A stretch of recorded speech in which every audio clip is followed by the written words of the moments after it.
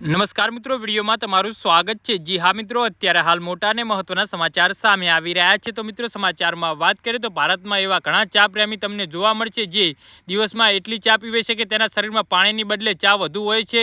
પણ નવાઈની વાત નહીં લાગે, ઘણા લોકોને સવારે ઉઠતાની સાથે જ ચા પીવા જોઈએ છે, નહીં તો તેમનો આખો દિવસ બગડી જાય છે। જી હા મિત્રો, અત્યારે હાલ મોટા સમાચાર સામે આવી રહ્યા છે।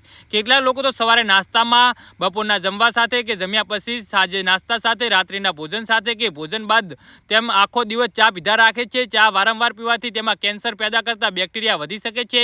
આવી સ્થિતિમાં આ પ્રકારની ચા પીવાથી કેન્સરનો ખતરો વધી જાય છે। ફરી ગરમ કરવા પર ચામાં ટેનિન નીકળે છે, જેના કારણે ચાનો સ્વાદ કડવો બની જાય છે। જી હા મિત્રો, અત્યારે હાલ મોટા સમાચાર સામે આવી રહ્યા છે।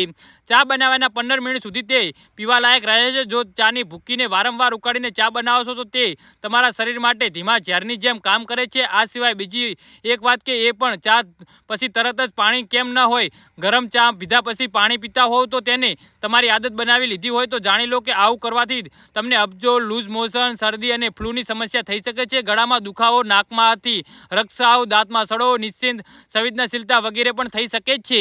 જી હા મિત્રો, તો આના વિશે તમારું શું કહેવું છે તો નીચે અમારે કમેન્ટ બોક્સમાં જરૂરથી જણાવજો ને અમારી યુટ્યુબ ચેનલને સબસ્ક્રાઈબ કરવાની ભૂલતા નહીં। વિડીયો પૂરો જોવા બદલ તમારો ખૂબ ખૂબ આભાર।